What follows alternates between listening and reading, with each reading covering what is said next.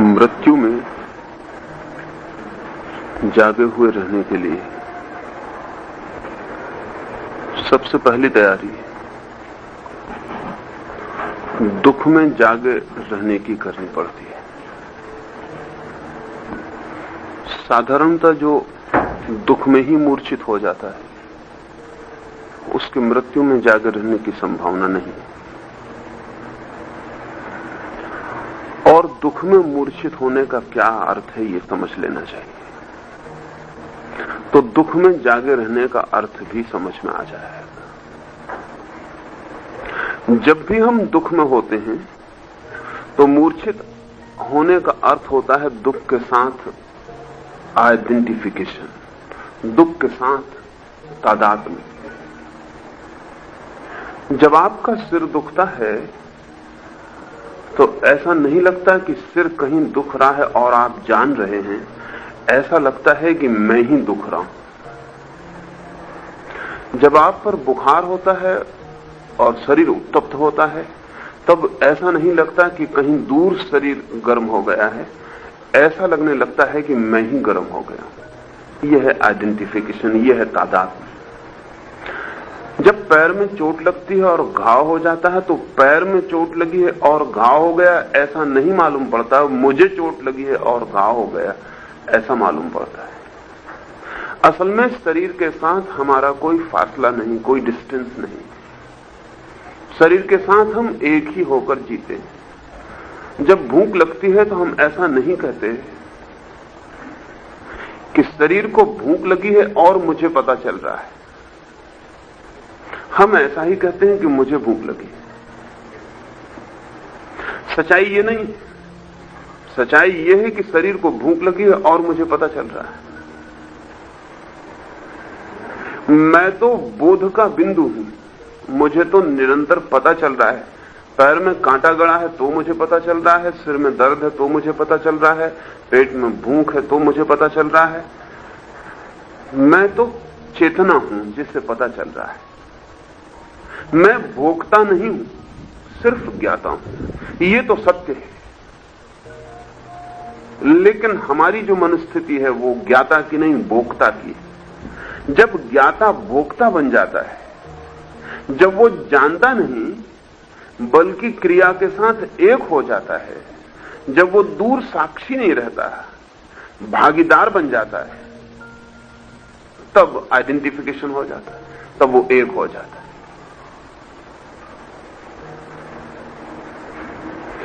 ये एक हो जाना ही जागने नहीं देता, क्योंकि जागने के लिए दूरी चाहिए, डिस्टेंस चाहिए, स्पेस चाहिए। अगर मैं आपको देख पा रहा हूं तो इसीलिए कि आपके और मेरे बीच में दूरी है। अगर मेरे और आपके बीच की पूरी दूरी अलग कर दी जाए तो मैं आपको देख ना पाऊंगा। आपको देख पाता हूं क्योंकि मेरे और आपके बीच में जगह है, स्पेस है। अगर बीच का सारा स्थान अलग कर दिया जाए तो मैं फिर आपको देख ना पाऊंगा। इसलिए तो मेरी आंखें आपको देख लेती हैं, लेकिन खुद मेरी ही आंखों को मेरी आंखें नहीं देख पाती। अगर मुझे स्वयं को भी देखना है तो एक दर्पण में दूसरा बनना पड़ता है और अपने से फासला पैदा करना पड़ता है, तब देख पाता हूं। दर्पण का मतलब है कि मेरा चित्र अब मेरे से फासले पर है और अब मैं उसे देख लूंगा। दर्पण कुछ भी नहीं करता, दर्पण सिर्फ इतना करता है कि आपके चित्र को आपसे दूरी पर उपस्थित कर देता है। दूरी पर उपस्थित होने की वजह से बीच में स्पेस हो जाती और आप देख लेते हैं। दर्शन के लिए दूरी जरूरी है, और जो व्यक्ति अपने शरीर के साथ एक ही होकर जी रहा है या जो समझ रहा है कि मैं शरीर ही हूं, उसके उस शरीर के बीच में दूरी नहीं रह जाती। एक मुसलमान फकीर हुआ फरीद, और एक दिन सुबह एक आदमी ने आके उससे यही बात पूछी जो तुम मुझसे पूछ रहे हो। उस आदमी ने फरीद से आके कहा कि मैंने सुना है कि जीसस को जब सूली लगी तब वो रोए नहीं, चिल्लाए नहीं, दुखी नहीं हुए। और मैंने ये भी सुना है कि जब मंसूर के हाथ पैर काटे गए तो मंसूर हंस रहा था। ये कैसे हो सकता है? ये असंभव है।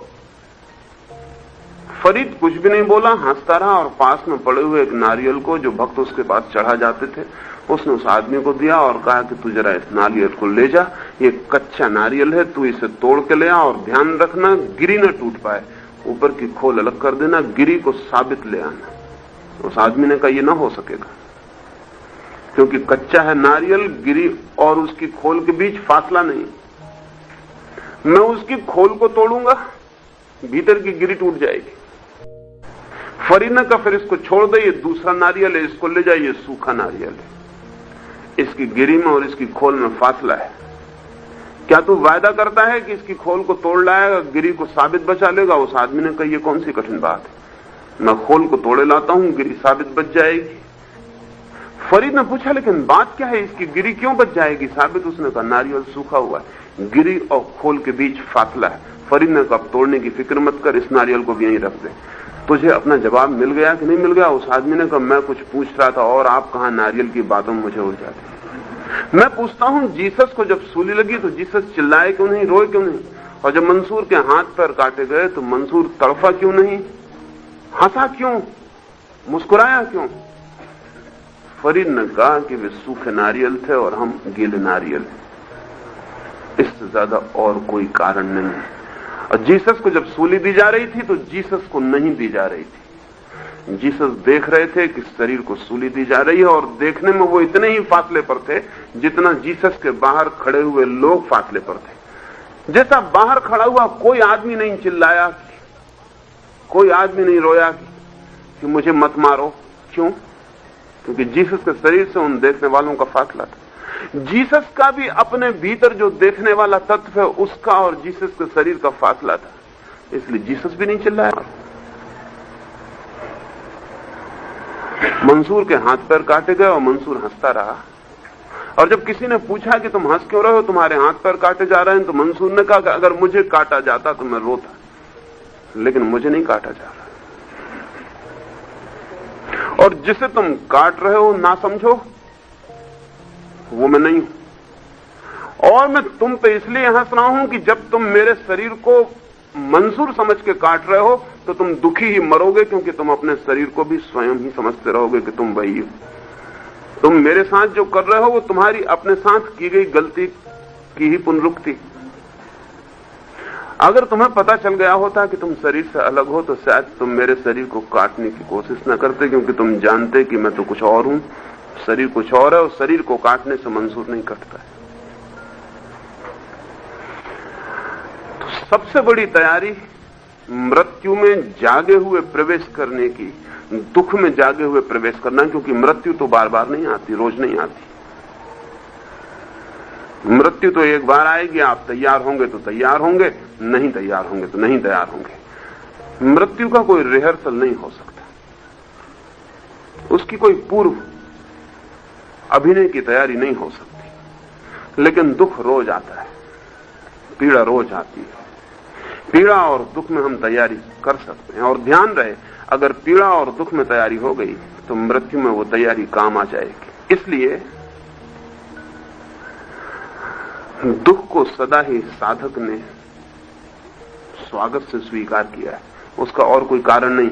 उसका कारण ये नहीं है कि दुख शुभ है, उसका कारण सिर्फ यह है कि दुख उसे अवसर बनता है स्वयं को साधने का।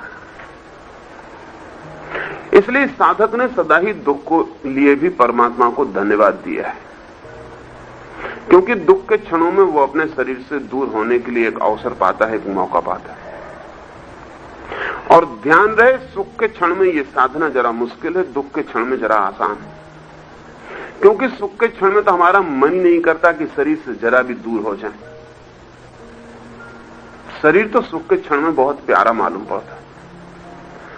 शरीर से तो मन होता है सुख के क्षण में कि हम इंच भर के फासले पर भी ना हो। सुख के क्षण में हम शरीर के बहुत निकट तरक आते हैं। इसलिए सुख का खोजी अगर शरीरवादी हो जाता है तो कुछ आश्चर्य नहीं। और निरंतर सुख की खोज में लगा हुआ व्यक्ति अगर अपने को शरीर ही समझने लगता है तो भी कोई आश्चर्य नहीं, क्योंकि सुख के क्षण में वो सूखे नारियल की जगह गीला नारियल होने लगता है, फासला कम होने लगता है। दुख के क्षण में तो मन होता है कि हम शरीर न होते तो अच्छा। जब सिर में दर्द होता है और जब पैर में चोट होती है और शरीर दुखता है, तो साधारणतः जो आदमी अपने को शरीर ही मानता है वो भी एक क्षण सोच लेता है कि हम शरीर न होते तो अच्छा। ये जो फकीर दुनिया भर के कहते रहे अगर ठीक होता तो अच्छा कि हम शरीर न होते, उस वक्त तो उसका मन भी तैयार होता है कि किसी तरह ये पता चल जाए कि मैं शरीर नहीं हूं। इसलिए दुख का क्षण साधना का क्षण बन सकता है, बनाया जा सकता है। लेकिन हम क्या करते हैं? साधारणतः हम दुख के क्षण में दुख को भूलने की कोशिश करते हैं। एक आदमी को तकलीफ है तो शराब पी लेगा, एक आदमी को दुख है तो सिनेमा में जाके बैठ जाएगा, एक आदमी को दुख है तो भजन कीर्तन करके भुलाने की कोशिश करने लगेगा। ये अलग अलग तरकीबें हैं। कोई शराब पीता है, कहना चाहिए कि ये एक तरकीब है। कोई सिनेमा देखता है, एक दूसरी तरकीब है। कोई जाके संगीत सुनने बैठ जाता है, तीसरी तरकीब है। कोई झांझ मंजरा पीट के भजन में लीन हो जाता है, चौथी तरकीब है। 1000 तरकीब हो सकती हैं, धार्मिक हो सकती, अधार्मिक हो सकती, सेकुलर हो सकती, रिलीजियस हो सकती। ये सवाल बड़ा नहीं, लेकिन भीतर बुनियादी बात एक ही है कि आदमी अपने दुख को भूलना चाह रहा है, फॉरगेटफुलनेस की कोशिश में लगा है, विस्मरण हो जाए। और जो आदमी दुख को विस्मरण करेगा वो आदमी दुख के प्रति जाग नहीं सकता, क्योंकि जिस चीज को हम भुला देते हैं उसके प्रति जागेंगे कैसे? जाग सकते हैं उस चीज के प्रति जिसके प्रति हमारा दृष्टिकोण रिमेंबरिंग का है, स्मरण का है। इसलिए दुख के प्रति स्मरण ही दुख को जगाता है। जब आप दुख में हो तो इसको एक अवसर समझें और अपने दुख के प्रति पूरी स्मृति से भर जाएं। बड़े अद्भुत अनुभव होंगे जब आप दुख के प्रति पूरी स्मृति से भरेंगे और दुख को देखेंगे, भागेंगे नहीं दुख से। पैर में दर्द है, चोट लग गई है, गिर गए हैं आप, तब आंख बंद करके जरा भीतर दर्द को खोजने की कोशिश करें कि वो कहां है, उसे पिन पॉइंट, उसे ठीक एक जगह पकड़ने की कोशिश करें कि वो दर्द है कहां। क्योंकि आप बड़े हैरान होंगे कि जितनी जगह दर्द होता है उससे बहुत ज्यादा बड़ी जगह में आप उसे फैला लेते हैं, उतनी जगह होता नहीं। आदमी अपने दुख को बहुत एग्जेजरेट करता है, आदमी अपने दुख को बहुत अतिशय मान लेता है, आदमी अपने दुख को बहुत बढ़ा चढ़ा के स्वीकार करता है, जितना होता नहीं। इसके पीछे भी वही शरीर को एक मानना कारण है। दुख तो होता है दिए की जगह, जैसे दिए की फ्लेम होती, लेकिन अनुभव हम करते हैं प्रकाश की तरह, जैसे दिए का प्रकाश सब तरफ फैल जाता है। होता है दुख फ्लेम की तरह, ज्योति की तरह, एक बहुत छोटी जगह में, पर हम अनुभव करते हैं प्रकाश की तरह बहुत दूर तक फैला हुआ। तो जब आप अपने दुख को आंख बंद करके भीतर से खोजने की कोशिश करेंगे और ध्यान रह गए, हमने शरीर को, अपने शरीर को भी सदा बाहर से ही जाना है, भीतर से नहीं जाना। अगर हम अपने शरीर को भी जानते हैं तो ऐसा जैसे दूसरे जानते हैं। अगर मैंने इस हाथ को भी देखा है कभी तो बाहर से ही देखा है। इस हाथ का भीतरी हिस्सा भी है। जैसे इस मकान को मैं बाहर से देख के चला जाऊं तो ये मकान का बाहरी हिस्सा है, इस मकान की दीवारों का भीतरी हिस्सा भी है। दर्द की घटना घटती है भीतरी हिस्सों पर, दर्द का बिंदु होता है भीतरी हिस्सों पर, और दर्द के फैलाव का विस्तार होता है बाहरी हिस्सों पर। दर्द की ज्योति तो होती है भीतर और दर्द का प्रकाश होता है बाहर। क्योंकि हम अपने शरीर को बाहर से ही देखते रहे हैं, इसलिए बहुत फैला हुआ मालूम पड़ता है। शरीर को भीतर से देखने की चेष्टा बड़ी अद्भुत बात है। आंख बंद कर लें और शरीर को भीतर से फील और एहसास करने की कोशिश करें कि शरीर भीतर से कैसा है। इस शरीर की भीतरी दीवार भी है और इस शरीर का भीतरी खोल भी है, इस शरीर का भीतरी छोर भी है। उस भीतरी छोर को आंख बंद करके निश्चित ही अनुभव किया जा सकता है। आपने अपने हाथ को उठते हुए देखा है, आंख बंद करके हाथ को नीचे से ऊपर तक ले जाएं तब आप हाथ के भीतर जो उठने की क्रिया हो रही है उसको देख पाएंगे। आपने भूख को बाहर से अनुभव किया है, आंख बंद कर लें और भूख को भीतर से अनुभव करें तब आप उसे पहली दफे भीतर से पकड़ पाएंगे। शरीर के दुख को भीतर से पकड़ते ही दो घटनाएं घटती हैं। एक तो जितना बड़ा मालूम पड़ता था उतना बड़ा नहीं रह जाता, तत्काल छोटे से बिंदु पर केंद्रित हो जाता, और जितने जोर से इस बिंदु पर आप एकाग्रता करेंगे उतना ही पाएंगे ये बिंदु और छोटा होता जा रहा, और छोटा होता जा रहा, और छोटा होता जा रहा। और एक बड़े आश्चर्य की घटना घटती है जब बिंदु बहुत छोटा हो जाता और अचानक आप पाते हैं कभी वो खो गया, कभी दिखाई पड़ने लगा, कभी खो गया, कभी दिखाई पड़ने, बीच में गैप पड़ने शुरू हो जाते। और जब वो खो जाता तब आप बहुत हैरान होते हैं कि दर्द अब कहां है। वो कई दफा मिस हो जाता है, वो इतना छोटा हो जाता है बिंदु कि कई बार चेतना जब उसे खोजती तो पाती कि नहीं। जैसे मूर्छा में दर्द फैलता है वैसे चेतना में दर्द सिकुड़ के छोटा हो जाता है। एक तो यह अनुभव होगा कि दर्द हमने जितने अनुभव किए, हमने जितने दुख भोगे उतने दुख थे नहीं। जितने दुख हमने भोगे हैं उतने दुख थे नहीं, हमने दुखों को बहुत बड़ा करके भोगा है। ठीक यही बात सुख के संबंध में भी सच कि जितने सुख हमने भोगे हैं वो भी थे नहीं, सुखों को भी हमने बहुत बड़ा करके भोगा है। अगर हम सुख को भी स्मरण पूर्वक भोगें तो हम पाएंगे वो भी बहुत छोटा हो जाता है। अगर हम दुख को भी स्मरण पूर्वक भोगें तो पाएंगे वो भी बहुत छोटा हो जाता है। जितना होश हो उतना सुख और दुख सिकुड़ के बहुत छोटे हो जाते हैं। इतने छोटे हो जाते हैं कि बहुत गहरे अर्थों में मीनिंगलेस हो जाते हैं। असल में उनका अर्थ उनके विस्तार में, वो पूरी जिंदगी को घेरे हुए मालूम पड़ते हैं, लेकिन जब बहुत बोधपूर्वक उनको देखा जाए तो छोटे होते होते इतने अर्थहीन हो जाते हैं कि जिंदगी से उनका कुछ लेना देना नहीं रह जाता। और दूसरी जो घटना घटेगी वो ये कि जब आप दुख को बहुत गौर से देखेंगे तो आपके और दुख के बीच एक फासला पैदा हो, एक डिस्टेंस पैदा हो जाएगा। असल में किसी भी चीज को हम देखें तो फासला पैदा होता है, दर्शन फासला है। किसी भी चीज को हम देखें तो फासला बनना तत्काल शुरू हो जाता है। अगर आप अपने दुख को गौर से देखेंगे तो आप पाएंगे आप अलग हैं और दुख अलग है, क्योंकि सिर्फ वही देखा जा सकता है जो अलग हो, वो तो देखे नहीं जा सकता जो एक हो।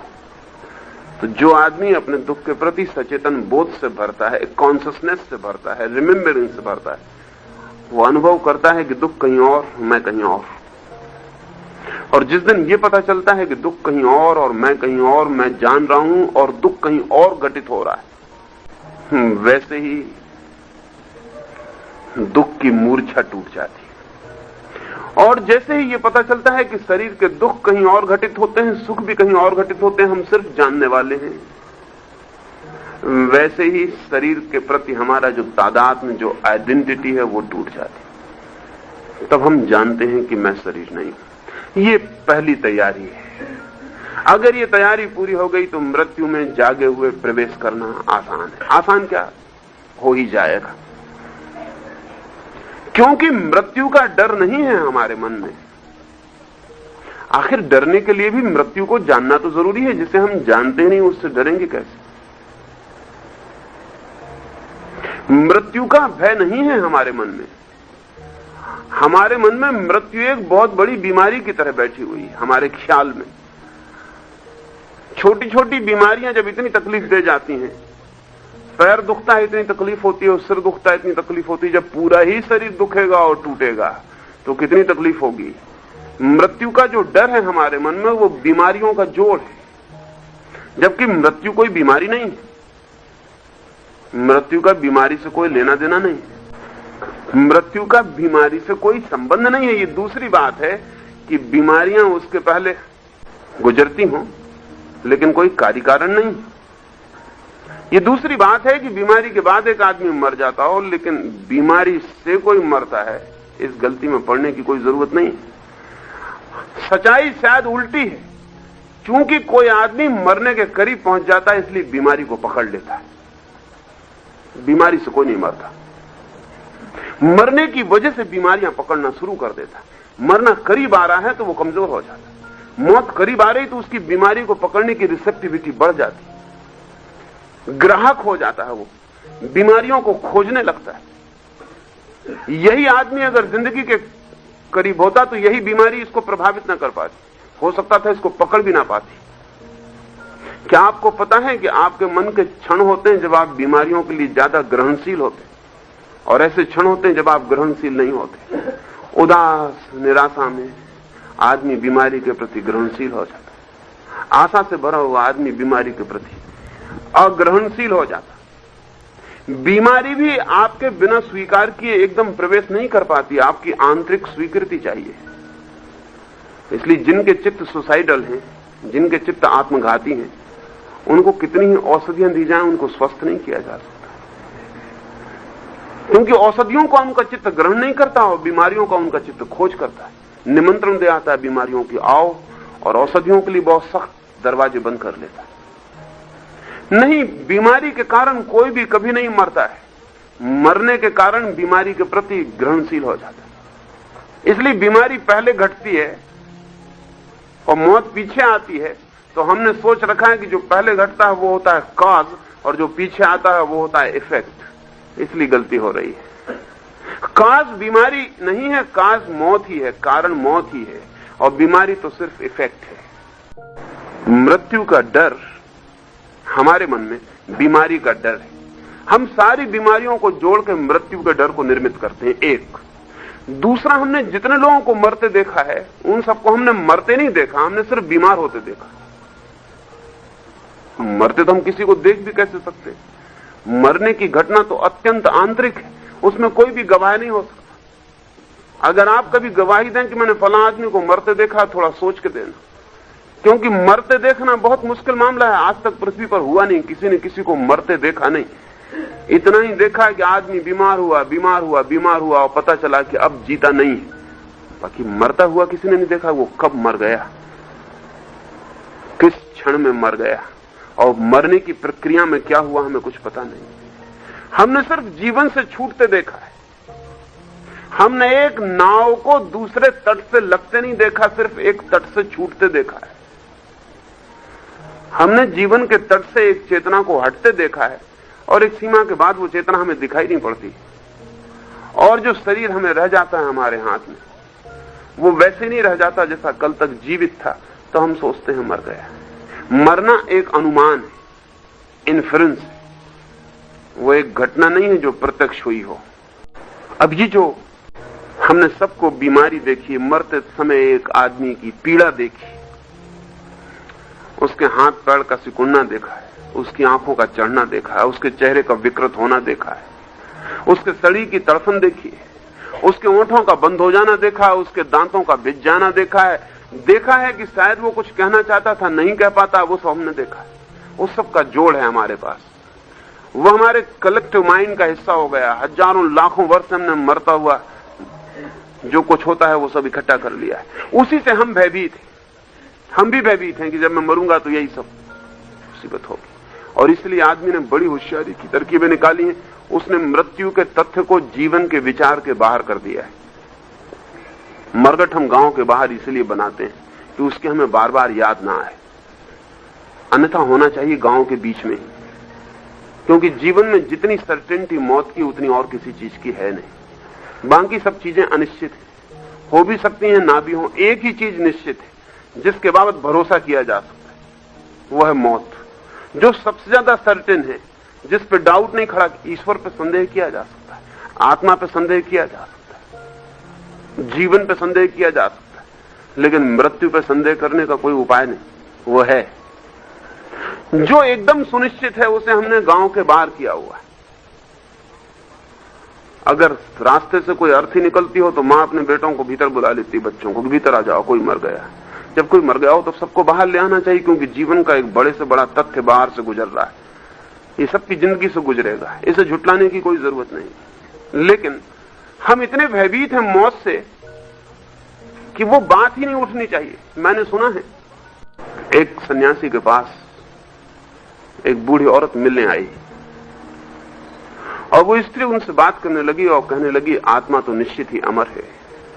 बूढ़े लोग अक्सर आत्मा की अमरता की बातें करने लगते हैं मरने के डर के कारण, और कोई कारण नहीं होता। बूढ़ा आदमी अक्सर मंदिर मस्जिद गिरजे में जाने लगता है मौत के डर के कारण, और कोई कारण नहीं होता। मंदिर मस्जिद गिरदों में वृद्धों की संख्या का और कोई कारण नहीं है कि वहां वृद्ध ही क्यों इकट्ठे होते हैं, युवा क्यों नहीं जाते, बच्चे क्यों उत्सुक नहीं। अभी जरा देर है इनकी मौत की खबर इनको मिलने को, अभी जरा वक्त है। अभी ये मौत को झुटला सकते हैं, बुला सकते हैं, लेकिन बूढ़ा आदमी कैसे बुलाए। अब उसे रोज खबर मिलने लगी, कभी पैर चलने से इंकार करता है, कभी आंख देखने से इंकार करती है, कभी कान सुनने से इंकार करता है। सब तरफ से खबरें मिलने लगी हैं कि एक एक अंग मौत के हाथ में जाता हुआ मालूम पड़ता है। अब वो चर्च की तरफ, मंदिर की तरफ, मस्जिद की तरफ जाने लगा है। उसे कोई ईश्वर से मतलब नहीं है। वो इतना पक्का भरोसा वहां करने जा रहा है कि जिसको मैंने अब तक जीवन समझा वो तो खत्म होता है, मैं तो खत्म नहीं हो जाऊंगा। ये बड़े आश्चर्य की बात है कि आत्मा को अमर मानने वाली कौमें जितनी मौत से डरती हैं, उतनी आत्मा को न मानने वाली कौमें नहीं डरती। हमारा मुल्क, हम हजारों लाखों साल से आत्मा की अमरता मान रहे हैं। हमसे ज्यादा कायर और हमसे ज्यादा मरे हुए लोग दुनिया में नहीं है। 1000 साल तक गुलामी झेलता है वो मुल्क जो कहता है आत्मा अमर है। जो मुल्क कहता है आत्मा अमर, उसके पास 40 करोड़ आत्माएं हैं, वो 3 करोड़ आत्माओं के हाथ में गुलामी भोग सकता है।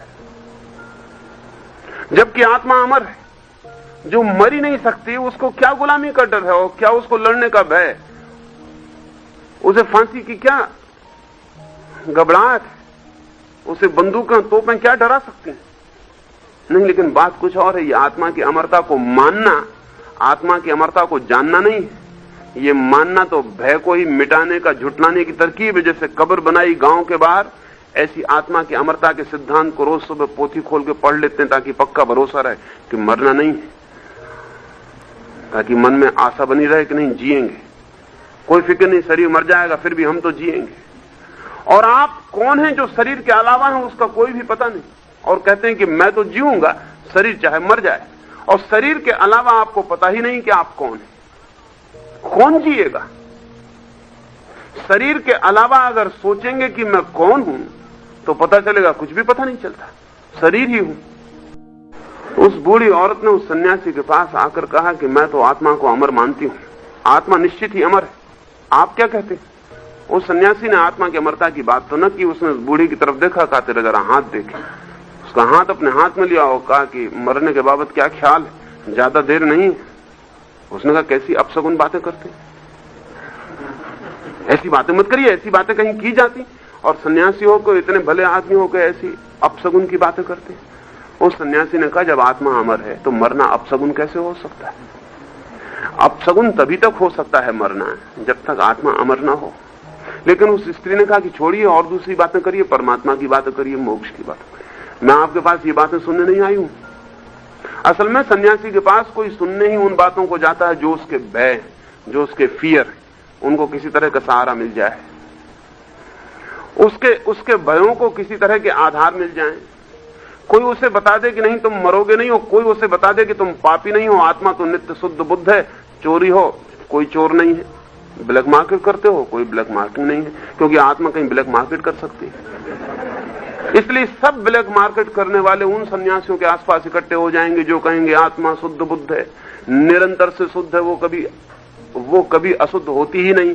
और उनके सामने बैठा हुआ आदमी जो कि सब जमाने की चोरियां कर रहा है, उसे लाकर कहेगा कि बिल्कुल ठीक कह रहे हैं महाराज, सत्य वचन महाराज। वो ये मानना चाहता है, वो ये मानना चाहता है कि कोई उसे भरोसा दिला दे कि आत्मा बिल्कुल शुद्ध है, तो शुद्ध होने की झंझट भी मिटी, अशुद्ध होने की फिक्र भी मिटी, भय भी मिटा। ये सारी की सारी जो हमारी मनोदशा है, ये मनोदशा जिस मूल तथ्य पर खड़ी है उसे हम ठीक से समझ लें। मृत्यु से हम भयभीत नहीं, बीमारी से भयभीत हैं, और जिसे हम जीवन समझते हैं उसके छूटने से भयभीत हैं। इस मकान के बाहर आप मुझे धक्का देते, मुझे पता नहीं कि मकान के बाहर और बड़ा महल है, जंगल है, वीरान है, मरुस्थल है, क्या है, मुझे कुछ पता नहीं। जरूरी नहीं कि इस मकान के बाहर पहुंच के मैं दुखी ही हो जाऊंगा या सुखी ही हो जाऊंगा, मुझे कुछ पता नहीं, अननोन है, अज्ञात है दरवाजे का बाहर जो है। लेकिन फिर भी इस मकान को छोड़ने का डर तो मुझे दुख देता ही है। ये सुनिश्चित था, ज्ञात था, परिचित था। इस परिचित को छोड़ के अपरिचित में जाने में डर लगता है। वो डर अपरिचित का डर नहीं है, क्योंकि अपरिचित का तो मुझे पता ही नहीं। वो डर सिर्फ परिचित को छोड़ने का डर है। और आप हैरान होंगे कि यहां तक हमारा मन परिचित के साथ ग्रस्त होता है कि परिचित बीमारी तक को छोड़ने में मुश्किल हो जाती है, परिचित दुख को भी छोड़ना मुश्किल पड़ता है। अधिकतर डॉक्टर आपकी बीमारी को शायद ही ठीक करते हो, सिर्फ आपको बीमारी छोड़ने के लिए राजी करते हैं। अधिकतम दवाएं आपकी बीमारी को कुछ भी नहीं करती, सिर्फ आपकी बीमारी को छोड़ने का साहस आपको देती। अभी एक बहुत बड़े वैज्ञानिक ने बहुत से प्रयोग किए हैं, और वो प्रयोग ये हैं कि अगर 20 मरीज हैं एक ही बीमारी के, तो 10 मरीजों को सिर्फ पानी दिया जा रहा है और 10 मरीजों को दवा दी जा रही है। और बड़े मजे की बात है कि पानी वाले भी 60 ठीक हो जाते हैं और दवा वाले भी 60 ठीक हो जाते हैं। तो मतलब क्या हुआ? अगर पानी वाले भी 60 ठीक हो जाते हैं और दवा वाले भी 60 ठीक हो जाते हैं, तो मतलब क्या होता है? मतलब सिर्फ इतना होता है कि सवाल न दवा का है न पानी का, बड़ा सवाल उस आदमी को बीमारी छोड़ने के लिए राजी करने का।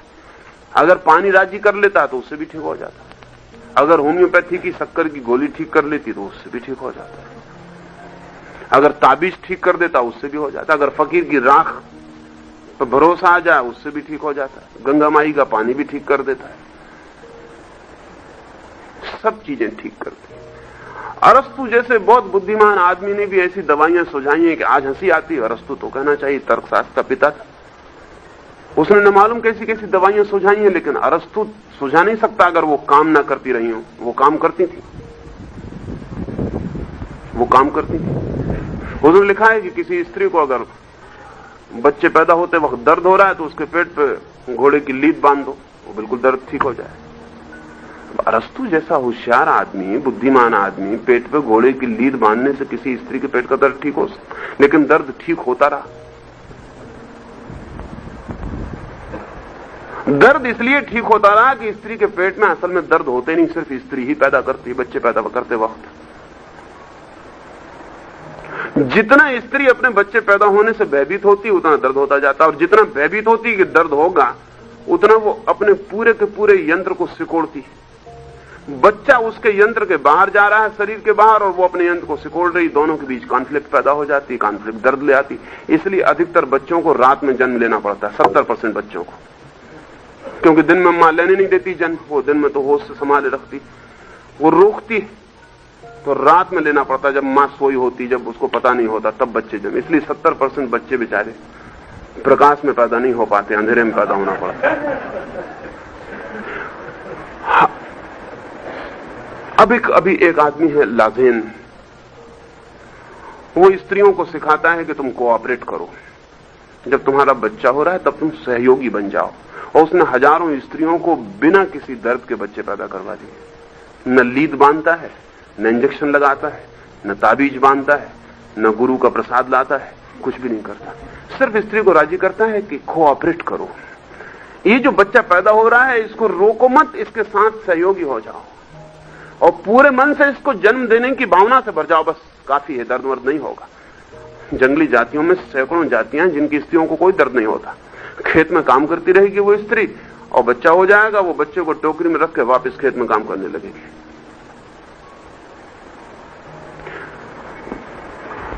आदमी अपनी बीमारियां तक जो परिचित हैं उनको भी नहीं छोड़ता, उनको भी जोर से पकड़ता है, जंजीरों तक का आग्रह पैदा हो जाता है। फ्रेंच क्रांति में वहां उनके मुल्क में एक बड़े कारागृह में, जहां उन्होंने सबसे खतरनाक कैदी रखे हुए थे, ऐसे कैदी जो आजीवन कैदी रहेंगे और जिनके हाथ की जंजीर कभी खुलेगी नहीं। वो जंजीर सदा के लिए बंधी है, जब वो मर जाएंगे तब निकाल दी जाएगी। फ्रांस के क्रांतिकारियों ने उस कारागृह की भी दीवारें तोड़ दी और बंद कोठरियों में उन लोगों को बाहर निकाला जिन्होंने बाहर निकलने के सब ख्याल छोड़ दिए थे। कोई 20 साल से बंद था, कोई 30 साल से बंद था, कोई 50 साल से भी बंद था। उनकी आंखें करीब करीब अंधी हो गई थी और उनके हाथ और पैर की जंजीरें करीब करीब उनके शरीर के हिस्से हो गई थी। उनको शरीर से अलग नहीं कहा जा सकता, उनमें कोई स्पेस नहीं रही थी। 50 साल जिस आदमी के हाथ में जंजीर रही हो, आप समझते हैं उसको वो अलग रह जाती, वो उसका हाथ का हिस्सा हो जाता, वो ये भूल ही जाता है कि ये अलग है। वो उसकी भी उसी तरह सांस संभाल करता है जैसे अपने हाथ की करता। अगर उस जंजीर पे भी कचरा लग जाए तो उसको भी साफ करता है जैसे हाथ पे से करता है। रोज सुबह उठ के जंजीर की भी सफाई करता है और चमकाता है जैसे अपने शरीर को चमकाता है। और जो जिंदगी भर साथ रहनी है, बात ही खत्म हो गई। जब उन कैदियों की क्रांतिकारियों ने जंजीरें तोड़ी तो उनमें से अनेक कैदियों ने इंकार किया कि आप ये क्या कर रहे हैं, हमें बाहर अच्छा नहीं लगेगा। लेकिन क्रांतिकारी जिद्दी होते, और अभी तक क्रांतिकारियों को बुद्धि नहीं आई, अभी तक नहीं आई दुनिया में क्रांतिकारियों को बुद्धि कि आदमी के साथ जिद से कुछ भी नहीं किया जा सकता। वो फिर नई तरह की जंजीरें ढाल लेगा अगर जबरदस्ती तोड़ दोगे तुम।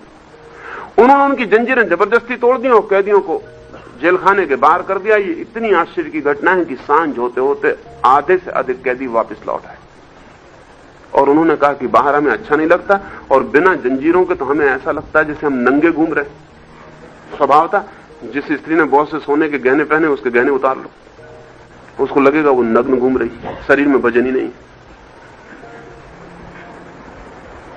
लगेगा कि उसके पास कुछ है ही नहीं, शरीर में कुछ कमी हो गई। उनने कहा कि हमारी जंजीरें हमें वापस दे दो, हम दोपहर को सो भी नहीं सके, क्योंकि उन जंजीरों के बिना सो कैसे सकते।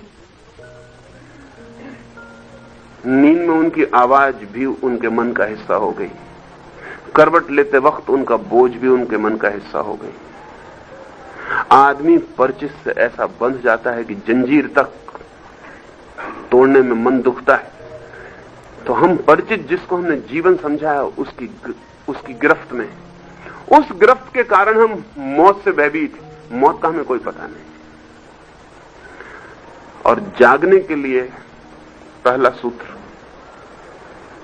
दुख के प्रति बोध, ताकि शरीर का अलगाव पता चल सके और ज्ञात हो सके कि मैं भिन्न हूं, एक। और दूसरी बात, जीवन में साक्षी होने की सामर्थ्य, विटनेसिंग की सामर्थ्य हमें ख्याल ही नहीं है। हमें ख्याल ही नहीं कि कभी रास्ते पे चलते हुए बीच बाजार में एकदम से झटका दे कि 2 मिनट के लिए खड़े हो जाएं और सिर्फ देखें और कुछ ना करें, सिर्फ साक्षी हो जाए। तो सड़क पर खड़े हुए जब आप साक्षी होकर खड़े हो जाएंगे, अचानक आप उस सड़क की दुनिया से टूट जाएंगे और बाहर हो जाएंगे। जिस चीज के आप साक्षी होते हैं उसके तत्काल ट्रांसेंड कर जाते हैं, उसके बाहर हो जाते हैं। लेकिन सड़क पर खड़े होना और साक्षी होना तो बहुत मुश्किल है। फिल्म देखने हम जाते हैं, वहां तक साक्षी नहीं रहते। फिल्म में एक आदमी है, उसको तो सिनेमा हॉल में अंधेरा होता है, इससे बड़ी सुविधा होती है। कोई रो रहा है, वो अपने आंसू पोंछ रहा है। अगर सिनेमा हॉल से निकले हुए लोगों के रुमालों की जांच की जाए तो पता चलेगा कि क्या क्या वहां हो गया, कितने लोग रोए। अब भली भांति हम जानते हैं कि पर्दे पर कुछ भी नहीं, सिर्फ पर्दा है। और यह भी हम भली भांति जानते हैं कि जो दिखाई पड़ रहा है वो सिर्फ दिखाई पड़ रहा है, वहां कुछ है नहीं। वो सिर्फ विद्युत की छाया और धूप का खेल है, वो सिर्फ पीछे से फेंकी गई किरणों का जाल है, वो सिवाय चित्रों के और कुछ भी नहीं है। लेकिन नहीं, सब कुछ हो जाता है उस पर्दे पर, और हम उस पर्दे के भी साक्षी नहीं रह जाते, हम भी उस पर्दे में हिस्सेदार हो जाते। इस भ्रांति में मत रहना आप, जबकि जब आप फिल्म देखते हैं तो आप देखने वाले होते, इस भूल में मत रहना। आप भी हिस्सेदार होते, भागीदार होते, पार्टिसिपेंट होते। आप फिल्म के बाहर नहीं रह जाते, टाकीज के भीतर होने के बाद थोड़ी देर के बाद आप फिल्म के भी भीतर हो जाते। कोई आपको पसंद पड़ने लगता है, कोई नापसंद पड़ने लगता है, किसी की कथा आपके हृदय को दुख देने लगती है और किसी की बात आपके हृदय को सुख देने लगती है, और आप थोड़ी देर में आइडेंटिफाइड हो जाते हैं, आप हिस्सेदार हो जाते। फिल्म में भी हम साक्षी नहीं रह पाते, तो जिंदगी में साक्षी रहना कठिन पड़ेगा। वैसे जिंदगी भी फिल्म से बहुत ज्यादा नहीं है, और अगर बहुत गहरे में देखें तो जिंदगी भी पर्दे से बहुत ज्यादा नहीं है, और अगर बहुत गहरे में देखें तो जिस भांति किरणों का जाल फिल्म के पर्दे पर प्रकट होता है, उसी तरह विद्युत का जाल जिंदगी में भी प्रकट हुआ है। ये सब भी सघन विद्युत का जाल है, ये सब भी इलेक्ट्रॉन्स का बड़ा खेल है। अगर आपके शरीर को सब तरह से तोड़फोड़ के पता लगाया जाए तो आखिर में सिवाय विद्युत कण के और कुछ मिलता नहीं। अगर इस दीवार को तोड़फोड़ के आखिरी इसको बनाने वाला तत्व खोजा जाए तो विद्युत के सिवाय कुछ बचता नहीं। तो क्या बहुत फर्क क्या है फिल्म के पर्दे में, इसमें फर्क क्या है? फिल्म के पर्दे पर भी विद्युत की कणों का खेल है। हाँ, वो जरा 2 डायमेंशनल है, तो 3 डायमेंशनल हो गया, उसमें कोई ऐसी बहुत तकलीफ नहीं। उसमें और कुछ डायमेंशंस की कमी है तो वो पूरी हो जाएगी। जिस भांति आप दिखाई पड़ रहे हैं, मुझे ठीक इसी भांति किसी दिन फिल्म के पर्दे पर भी दिखाई पड़ सकेंगे। और इसमें भी क्या बहुत देर अड़चन लगेगी कि फिल्म के पर्दे से एक एक्टर उतर के हाल में घूम जाए? इसमें बहुत दिन नहीं लगेंगे। टेक्निक के विकास की थोड़ी सी बात है, इसमें बहुत अड़चन नहीं है। क्योंकि जब 3 डायमेंशनल आदमी पर्दे पे घूम सकता है तो थोड़ा 10 फीट पर्दे से नीचे उतर के घूम जाए, ये सिर्फ टेक्नोलॉजी के थोड़े से विकास की बात। और आपसे जरा हाथ मिला जाए और एक फिल्म अभिनेत्री नीचे उतर के आपको जरा थपथपा जाए, इसमें बहुत कठिनाई नहीं है। अभी उल्टा हो रहा है, फिल्म अभिनेत्री नहीं आती पर्दे से, आप ही पर्दे के भीतर चले जाते हैं और थपथपा आते हैं।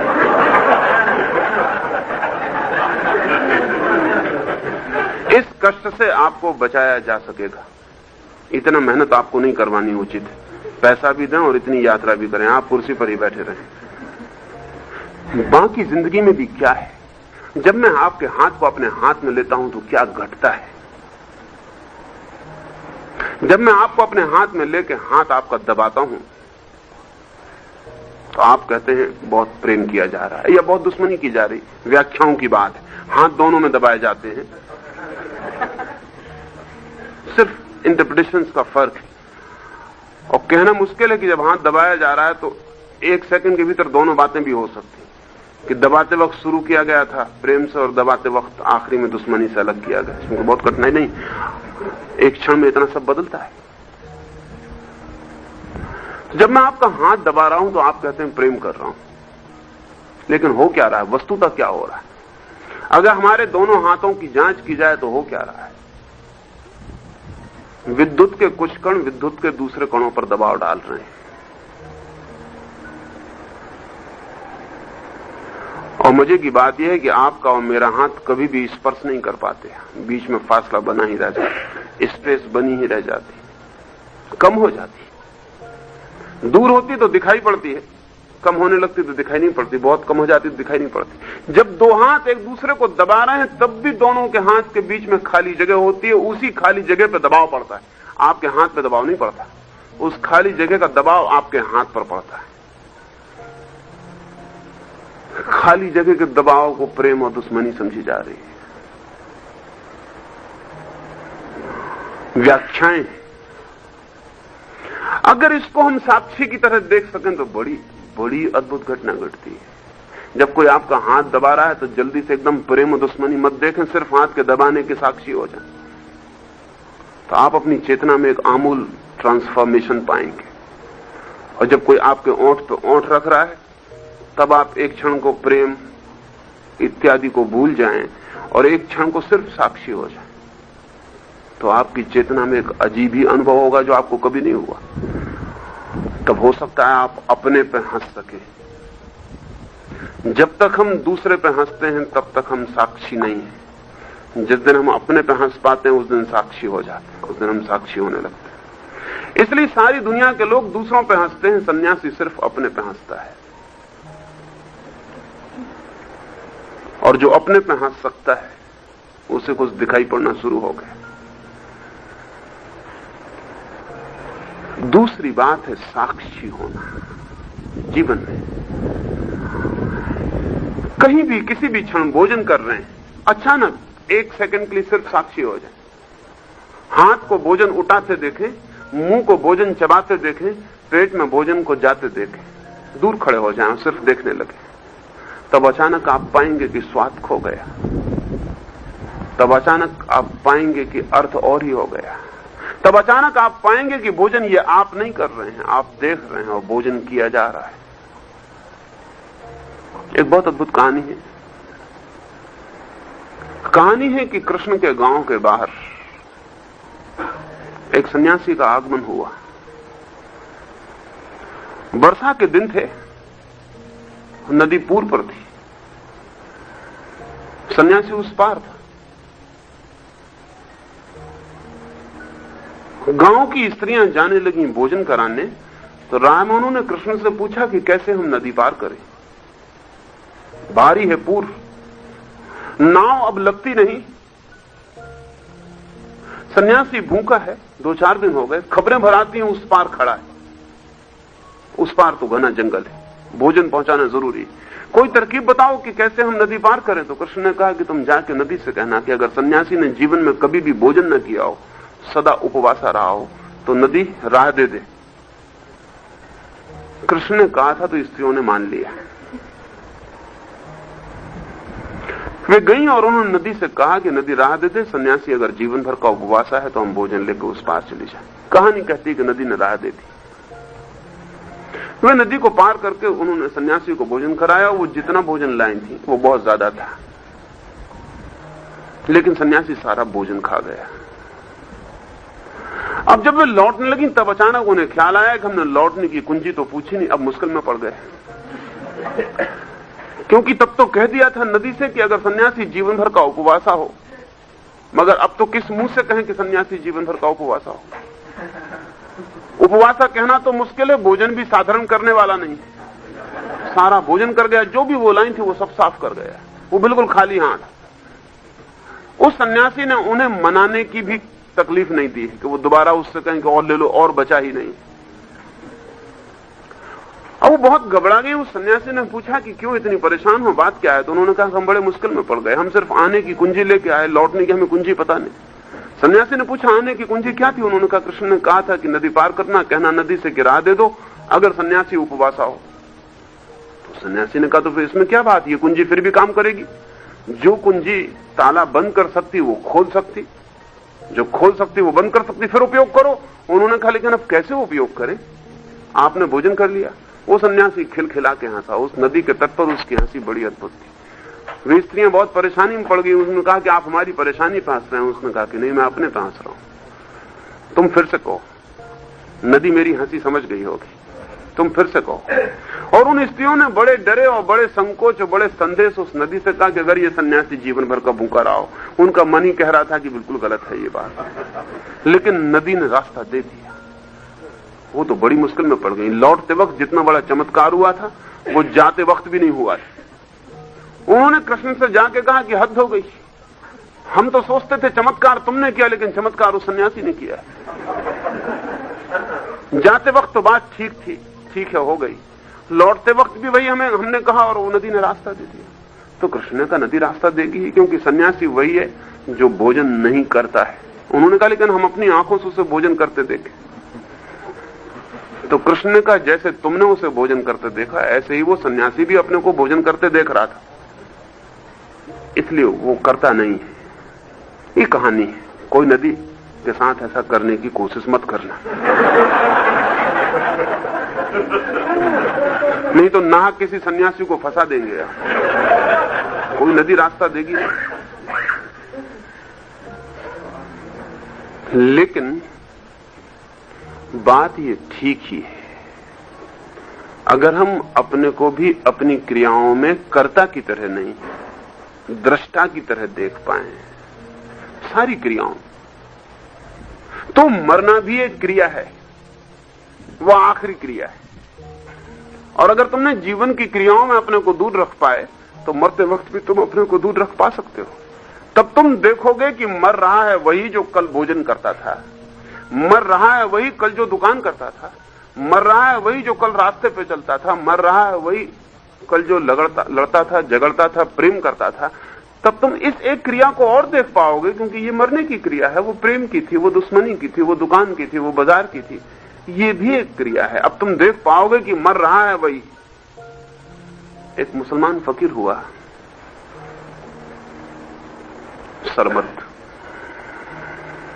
सरमत के जीवन में एक बड़ी मीठी घटना है। सरमत पर जैसा कि सदा होता है, उस जमाने के मौलवियों ने एक मुकदमा चलवाया। पंडित सदा से ही संत के विरोध में रहा है। सरमत पे एक मुकदमा चलवाया।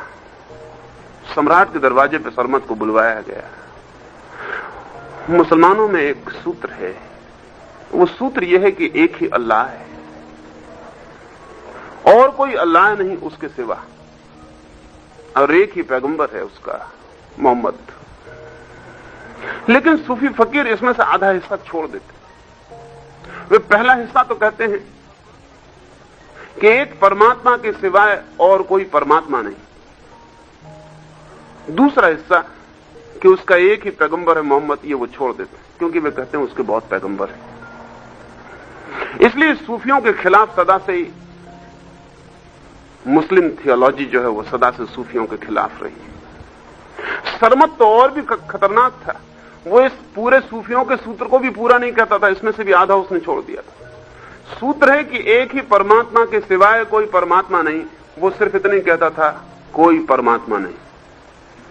आखिरी हिस्से अभी तो हद हो गई, मोहम्मद को छोड़ दो चलेगा,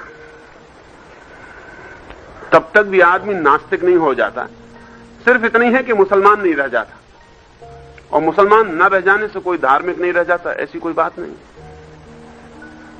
लेकिन ये सरमत के साथ क्या करोगे? ये कहता है कोई परमात्मा नहीं।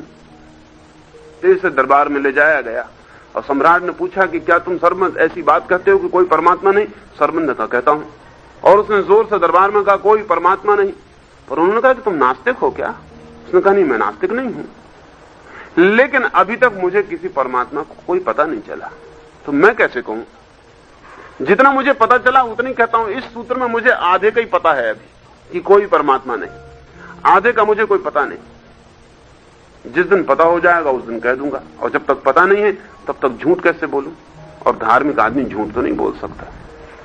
बड़ी मुश्किल खड़ी हो गई। आखिर उसको फांसी की सजा दी गई और दिल्ली की जामा मस्जिद के सामने उसकी गर्दन काटी गई। ये कहानी नहीं है, पहली बात मैंने कही कहानी है, ये कहानी नहीं है। हजारों लाखों लोगों ने उस भीड़ में उसकी फांसी को देखा। उसकी गर्दन काटी गई मस्जिद के दरवाजे पर, और मस्जिद की सीढ़ियों से उसकी गर्दन नीचे गिरी और उसकी गर्दन से आवाज निकली, एक ही परमात्मा है, उसके सिवा कोई परमात्मा नहीं। तो जो लाखों लोग भीड़, उसके प्यार करने वाले लोग खड़े थे, उन्होंने कहा पागल सरमत, अगर इतनी ही बात पहले कह दी होती। पर सरमत ने कहा जब तक गर्दन ना कटे तब तक उसका पता कैसे चले? जब पता चला तब मैं कहता हूं कि परमात्मा है, उसके सिवाय कोई परमात्मा नहीं। लेकिन जब तक मुझे पता नहीं था तब तक मैं कैसे कह सकता था? कुछ सत्य तो हैं जो हमें गुजर के ही पता चलते हैं। मृत्यु का सत्य तो हमें मृत्यु से गुजर के ही पता चलेगा, लेकिन उसकी तैयारी कि पता चल सके वो हमें जिंदगी में करनी पड़ेगी। मरने की तैयारी भी जिंदगी में करनी पड़ती है, और जो आदमी जिंदगी में मरने की तैयारी नहीं कर पाता वो बड़े गलत ढंग से मरता है। और गलत ढंग से जीना तो माफ किया जा सकता है, गलत ढंग से मरना कभी माफ नहीं किया जा सकता, क्योंकि वो चरम बिंदु है, वो अल्टीमेट है, वो आखिरी है, वो जिंदगी का सार निष्कर्ष है। अगर जिंदगी में छोटी मोटी भूलें यहां वहां की हो तो चल सकता है, लेकिन आखिरी क्षण में तो भूल सदा के लिए स्थिर और स्थायी हो जाएगी। और मजा यह है कि जिंदगी की भूलों के लिए पश्चाताप किया जा सकता है, और जिंदगी की भूलों के लिए माफी मांगी जा सकती है, और जिंदगी की भूलों को सुधारा जा सकता है। मौत के बाद तो सुधारने का उपाय नहीं रहता, और भूल का पश्चाताप भी नहीं रहता, रिपेंटेंस भी नहीं कर सकते, क्षमा भी नहीं मांग सकते, सुधार भी नहीं कर सकते, वो तो आखिरी सील लग जाती। इसलिए गलत ढंग से जिंदगी माफ भी कर दी जाए, गलत ढंग से मरना माफ नहीं किया जा सकता। और ध्यान रहे, जो आदमी गलत ढंग से जिया है वो ठीक ढंग से मर कैसे सकता है?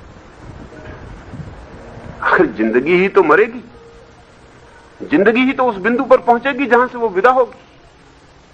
तो जो मैं जिंदगी भर था वही तो मैं अपने अंतिम क्षण में समग्र रूप से इकट्ठा होकर हो जाऊंगा, वो कुमुलेटिव होगा। आखिरी क्षण में मेरा सारा जिंदगी का सब कुछ इकट्ठा होकर मेरे साथ खड़ा हो जाएगा। मेरी पूरी जिंदगी में मरते क्षण में होऊंगा। अगर हम इसको ऐसा कहें कि जिंदगी फैली हुई घटना है, मौत सघन है, अगर हम इसको ऐसा कहें कि जिंदगी बहुत लंबे फैलाव पर विस्तार है, और जिंदगी सारे विस्तार का इकट्ठा संक्षिप्त संस्कार है, इकट्ठा हो जाना है। मृत्यु बहुत एटॉमिक है, एक कण में सब इकट्ठा हो गया है। इसलिए मृत्यु से बड़ी घटना नहीं है, पर मृत्यु एक ही बार घटेगी। इसका मतलब यह नहीं है कि आप और पहले नहीं मरे, नहीं, वो बहुत बार घटी, लेकिन एक जिंदगी में एक ही बार घटती। और एक जिंदगी में अगर आप सोए सोए जिए तो वो नींद में ही घट जाती, फिर दूसरी जिंदगी में वो नई होती, फिर एक ही बार घटती। और ध्यान रहे, जो आदमी इस जिंदगी में होश पूर्वक मर सकता है, कॉन्शियस डेथ, वो आदमी दूसरी जिंदगी में होश पूर्वक जन्म लेता है, वो उसका दूसरा हिस्सा है। और जो होश पूर्वक मरता है और होश पूर्वक जन्म लेता है, उसकी जिंदगी किसी और तल पे चलने लगी। वो पहली दफे ठीक से होश पूर्वक जिंदगी के पूरे अर्थ को, प्रयोजन को, जिंदगी की गहराई और ऊंचाई को पकड़ पाता है। जिंदगी का पूरा सत्य उसके हाथ में आ पाता है। तो दो बातें मैंने कही कि मृत्यु को होश पूर्वक विदा होने के लिए एक तो दुख के प्रति जागना, स्मरण पूर्वक दुख से भागना मत, दुख से पलायन मत करना। और दूसरी बात मैंने कही कि अनायास जिंदगी के काम में चलते फिरते चौंक के खड़े हो जाना, एक क्षण को साक्षी हो जाना, फिर अपने रास्ते पर चल पड़ना। अगर 24 घंटे में ऐसे 2-4 क्षण के लिए भी आप साक्षी हो जाएं, तो आप अचानक पाएंगे कि जिंदगी बड़ा भारी पागलखाना है जिसमें आप साक्षी होते से बाहर हो जाते। जब कोई आदमी आपको गाली दे रहा हो, तब आप इतने जल्दी भोक्ता बन जाते हैं कि आप उस गाली देने वाले को देख ही नहीं पाते। उसने इधर गाली दी नहीं कि इधर आपको मिली नहीं। असल में वो दे भी नहीं पाता कि आपको मिल जाती, वो आधी दे पाता कि आप पूरी ले लेते। वो जितनी देता उससे दुगनी ले लेते। वो भी चौंकता है कि इतनी गाली तो मैंने दी ही नहीं जितनी आपने ले ली। तो आप देख नहीं पाते कि क्या हो रहा है। अगर आप देख पाएं, जब कोई गाली दे रहा हो तो एक आध दफे साक्षी होकर देखें, भोक्ता ना बने, बस खड़े होकर देखें कि कोई गाली दे रहा है। और तब जो हंसी आपको अपने पे आएगी वो बड़ी मुक्तिदायी है। तब आप जिंदगी भर जो भोक्ता बन गए गाली पर, आज उस पर हंसी आएगी। हो सकता है उस आदमी को धन्यवाद दे के आप अपने घर चले जाएं और उसको मुसीबत में डाल दें, क्योंकि ये उसकी समझ के बाहर होगा। ये वो समझ ही नहीं पाएगा कि क्या हुआ।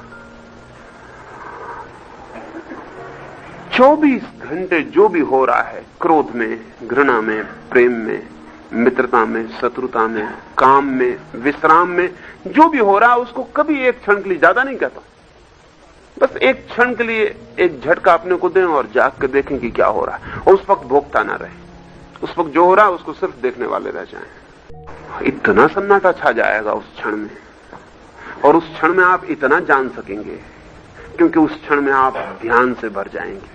वो जो जागने का क्षण है वो ध्यान का क्षण है। ये दो प्रयोग अगर चलें तो तुमने जो बाकी बातें पूछी हैं वो इनके पीछे आएंगी। जैसे तुमने पूछा है कि ब्रह्मचरी साधक साधे तो मृत्यु में सहयोग होगा, वो जाग सकेगा। असल में ब्रह्मचरी वही साध सकता है जो साक्षी बने, अन्यथा नहीं साध सकता। भोक्ता कामी रहेगा ही। भोक्ता का अर्थ ही कामी होता है, वो भोगना चाहता है। अगर साक्षी बने तो धीरे धीरे उसके जीवन से काम और सेक्स विदा हो जाएंगे। अगर कोई संभोग के क्षण में साक्षी बन सके तो शायद दोबारा संभोग में नहीं जा सकेगा, क्योंकि चीजें ऐसी बेमानी और व्यर्थ हो जाएंगी। इतना बचकाना और चाइल्डिश सब हो जाएगा कि लगेगा कि ये सब क्या हो रहा है, ये क्या किया जा रहा है, ये है क्या, ये मैं अब तक कैसे कर रहा हूं, ये सब मुझे कैसे पकड़े हुए। लेकिन नहीं, हम साक्षी नहीं हो पाते, इसलिए फिर दोहरा लेते हैं। असल में भूल के दोहराने को अगर जारी रखना हो तो कभी भी साक्षी मत बनना। हर भूल फिर दोहरती रहेगी, हर भूल का भी फिर अपना सीजन होता है, वो भूल दोहरती रहती है।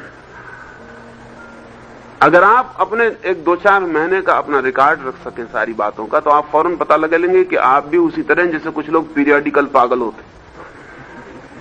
मेरे एक मित्र हैं, आज दोपहर उनकी चिट्ठी आई है, वो 6 महीने पागल रहते हैं, 6 महीने ठीक रहते हैं। वो मुझसे हमेशा कहते हैं कि मुझे ऐसा क्यों होता है। मैंने कहा कि तुम्हें सिर्फ पता चल जाता है क्योंकि तुम्हारे पीरियड बड़े साफ और बटे हुए हैं। दूसरे लोगों के पीरियड इतने साफ बटे हुए नहीं। वो दिन में 6 दफे पागल होते हैं, 6 दफे ठीक होते हैं, इसलिए उनकी पकड़ में नहीं आता। तुम 6 महीने इकट्ठे सॉलिड पागल हो जाते और 6 महीने एकदम ठीक हो जाते, तो तुम्हारा कंट्रास्ट बहुत साफ। बाकी आम आदमी दिन में 10 दफे पागल होता, 10 दफे ठीक होता, उसको खुद भी पता नहीं चलता, दूसरों को भी पता नहीं चलता कि कब वो पागल है और कब वो ठीक है।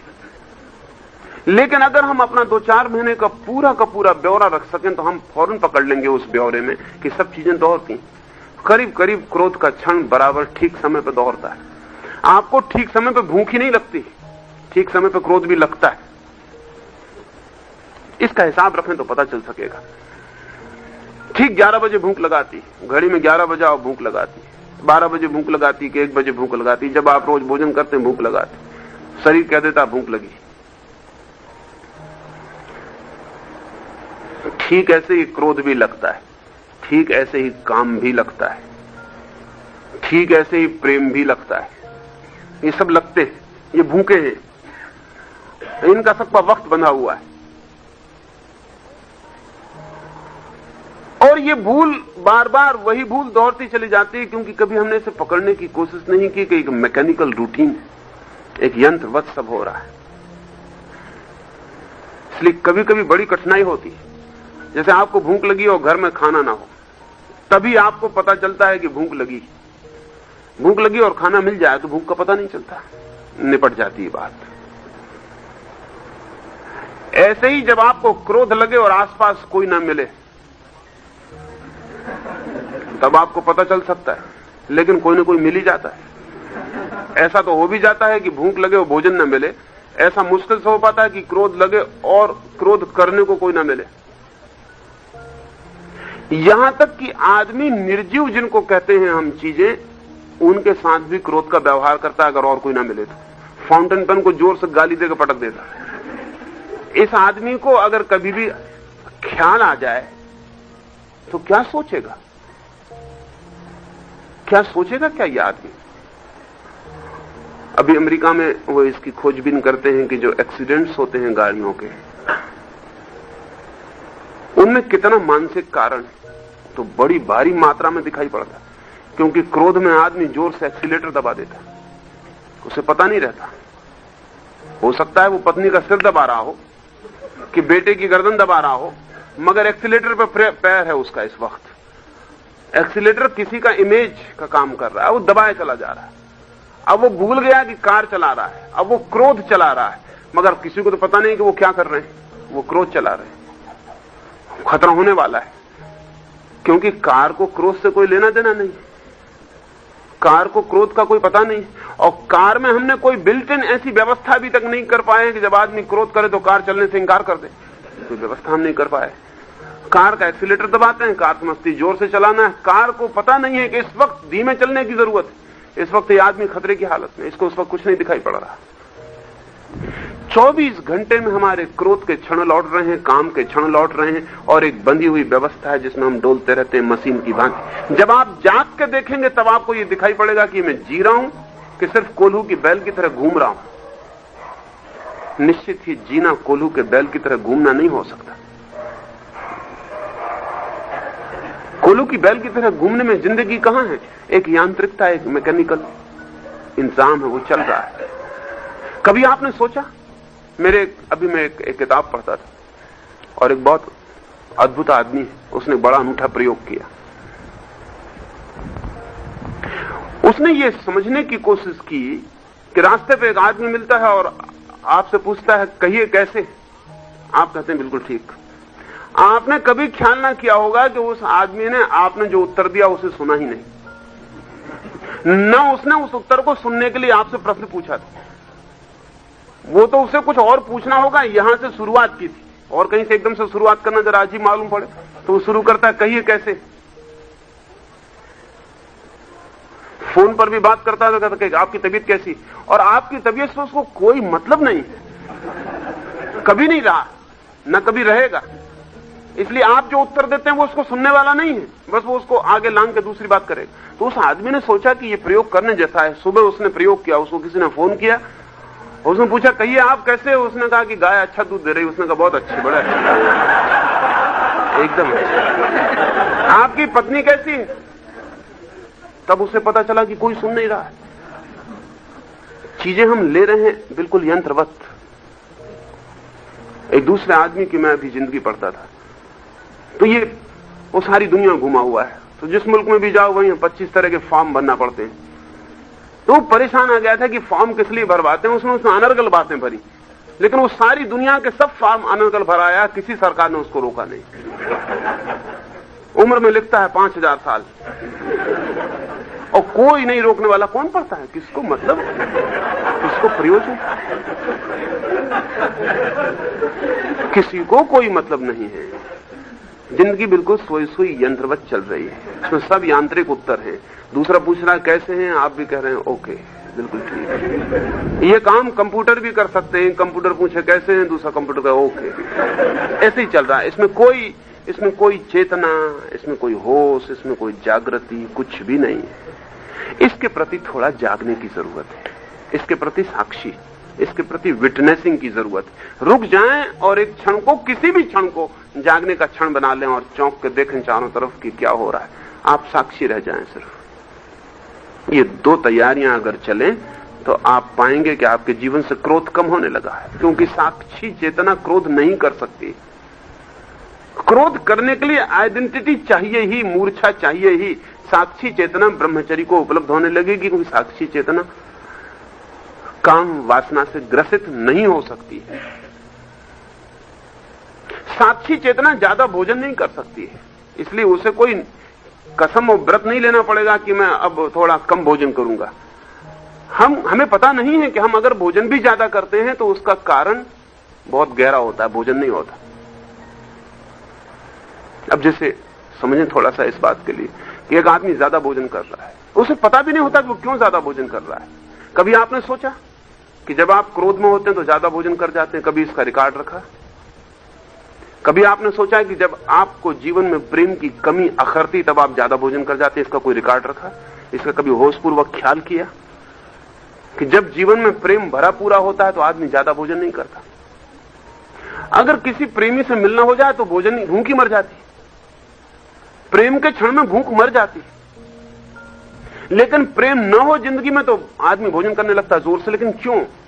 इसके पीछे बड़ी मैकेनिकल व्यवस्था है, बड़ी दूर से हमारे मन की कंडीशनिंग है। मां से बच्चे को प्रेम और भोजन दोनों मिलते हैं, और बच्चे के लिए जो पहला अनुभव है प्रेम का, वो भोजन का ही अनुभव है। अगर मां उसको भोजन न दे तो अप्रेम का पता चलता है, और भोजन दे तो प्रेम का पता चलता है। पहले अनुभव में भोजन और प्रेम दो चीजें नहीं है। बच्चे के पहले अनुभव में भोजन और प्रेम यानी एक चीज। बच्चे का पहला अनुभव प्रेम और भोजन का एक ही। तो अगर मां बच्चे को बहुत प्रेम करती है तो वो कम दूध पीता है, क्योंकि वो सदा आश्वस्त है कि कभी भी दूध मिल सकता है, कोई भय नहीं भविष्य का। इसलिए पेट को ज्यादा भर लेने की कोई जरूरत नहीं है। तो जो मां बच्चे को ज्यादा प्रेम करती है उसका बच्चा कम दूध पिएगा। जो मां बच्चे को प्रेम नहीं करती, जो दूध जबरदस्ती पिलाती है, किसी तरह पिलाती है, हटाने की कोशिश में लगी रहती, वो बच्चा ज्यादा दूध पीने लगेगा, क्योंकि आश्वासन नहीं है। हो सकता है घड़ी बर्बाद मां फिर उसको दूध दे ना दे, फिर 2 घंटे 4 घंटे कितनी देर भूखा रहना पड़े। तो प्रेम की कमी उसे भोजन को ज्यादा लेने के लिए कहती है, और प्रेम की ज्यादा बहाव उसको भोजन को कम लेने के लिए कहता है। फिर उसकी मन की कंडीशनिंग का हिस्सा हो जाता है। जब भी उसकी जिंदगी में प्रेम बहता है तब वो भोजन कम करता है, और जब प्रेम रुक जाता है तब वो ज्यादा भोजन करने लगता है। उसे हालांकि अब इससे कोई संबंध नहीं है, लेकिन अब वो यंत्रवत बहाव है। इसलिए जिन लोगों की जिंदगी में प्रेम कम है वो ज्यादा भोजन करने लगेंगे। लेकिन अगर इसके प्रति होश आ जाए तो तुम बहुत हैरान हो जाओगे। जब तुम ज्यादा भोजन कर रहे हो तो सवाल ये नहीं है कि तुम कम भोजन करने की कसम खाओ, सवाल ये है कि तुम्हारी जिंदगी में प्रेम जैसी घटना नहीं घटी है। तब तुम रूट काजेस को पकड़ पाते हो कि कहां बुनियादी गड़बड़ है, कहां तकलीफ है, असली बात क्या है। अब एक आदमी है वो ज्यादा भोजन करता है, जाके मंदिर में किसी मुनि किसी सन्यासी के सामने कसम खा लेता है कि अब हम एक ही दफे भोजन करेंगे। वो एक दफे में 2-3 दफे का भोजन करने लगता है, 3 दफे का भोजन करने लगता है एक दफे में, और दिन भर भूखा मरता है और दिन भर भोजन की सोचता है। फिर वो मैनियाक हो जाता है, फिर वो भूखा नहीं रह जाता, वो विक्षिप्त हो जाता है, भूख की विक्षिप्तता पैदा हो जाती है, फिर वो 24 घंटे भोजन में जीता है। अब हमारे मुल्क में इतने हजारों साधु सन्यासी जो 24 घंटे भोजन की चिंता में ही जीते। ये मैनियाक, ये विक्षिप्त है। इनको पता नहीं कि इन्होंने क्या कर लिया, ये क्या पागलपन कर दिया। पूरे वक्त चिंतन ही भोजन का रह गया है, जैसे कि भोजन ही कुछ चिंतना का विषय है जगत में। जैसे भोजन के संबंध में ही सोचते रहना जीवन का लक्ष्य, सुबह से लेकर सांझ तक। अगर उन्होंने बस भोजन का सारा इंतजाम कर लिया, जैसा वो चाहते हैं वैसा कर लिया, तो सब हल हो गया। विवेकानंद ने अमेरिका में कहा था कि मेरा मुल्क बर्बाद ना होता, लेकिन मेरे मुल्क का सारा धर्म किचन का धर्म हो गया, चौके का धर्म हो गया, इसलिए मर गया मेरा मुल्क। और धर्म जब चौके का हो जाए तो क्या धर्म रह जाता है?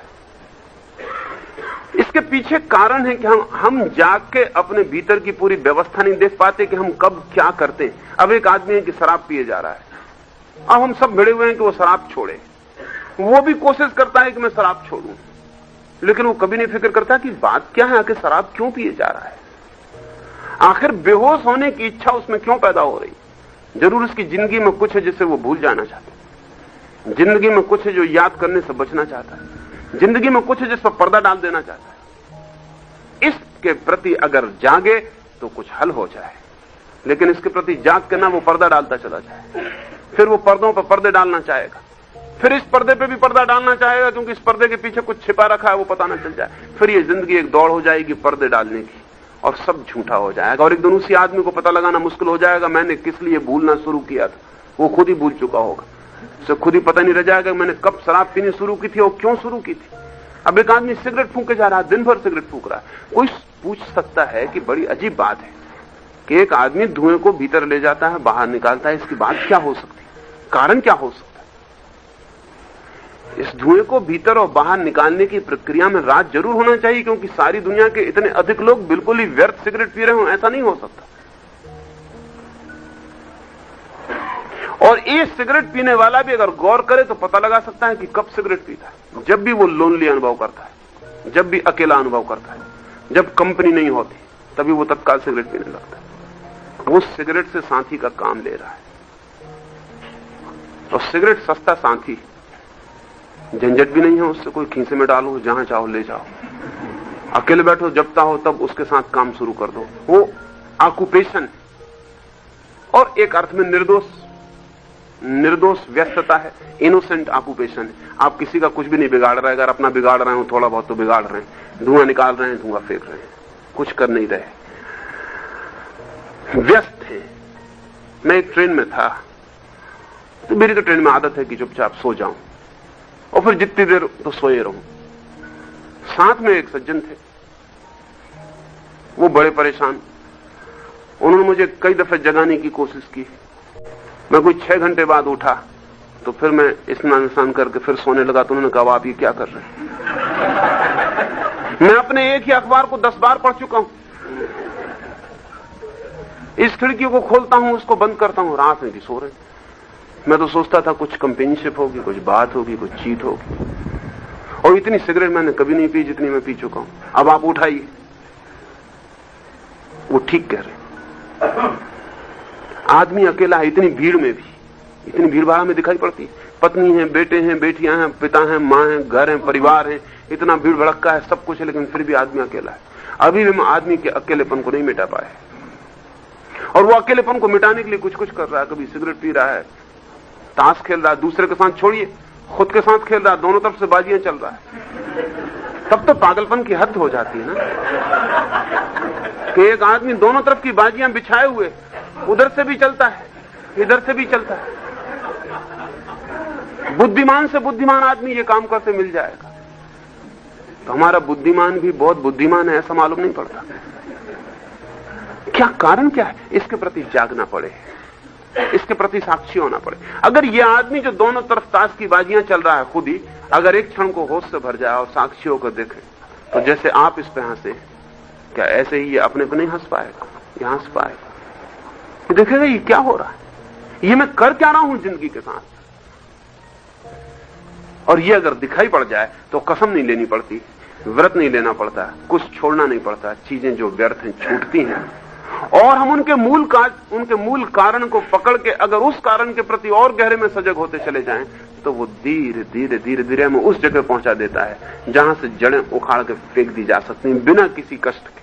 और ध्यान रहे, अगर किसी वृक्ष के पत्ते काटने शुरू किए तो आप मुश्किल में पड़ जाएंगे, क्योंकि एक पत्ता काटो तो 4 पैदा होते, क्योंकि वृक्ष समझता है आप कलम कर रहे हैं। अब वृक्ष की कोई गलती नहीं, वो सोचता है कि आपको 4 पत्तों की जरूरत होगी इसलिए एक काट रहे हैं, तो वो 4 पैदा कर देता है। 4 हो जाते हैं तो आप घबरा के 4 काटते हैं तो 16 हो जाते हैं। नहीं, जड़ों से चीजें उखाड़ी जाती हैं, पत्तों से नहीं काटी जाती। हम जिंदगी भर पत्तों से खेलते रहते हैं और जड़ों का हमें कोई पता नहीं। कोई कह रहा है ब्रह्मचर्य की कसम लेंगे। कलकत्ते में एक घर में मेहमान था, एक मेरे मित्र भी साथ थे। जिस बूढ़े के घर में मेहमान था वो बहुत ईमानदार आदमियों में से एक थे। 70 साल उनकी उम्र होगी। उन्होंने मुझसे कहा कि अब मैं क्या करूं, आप ही बताइए, मैं जिंदगी में 3 बार ब्रह्मचर्य का व्रत ले चुका। उन्होंने ये कहा, ये तो ठीक था। इससे भी आश्चर्यजनक घटना ये थी कि मेरे मित्र जो थे वो बड़े प्रभावित हुए। उन्होंने कहा कि 3 बार। मैंने कहा तुम समझो भी तो 3 बार का मतलब क्या होता है।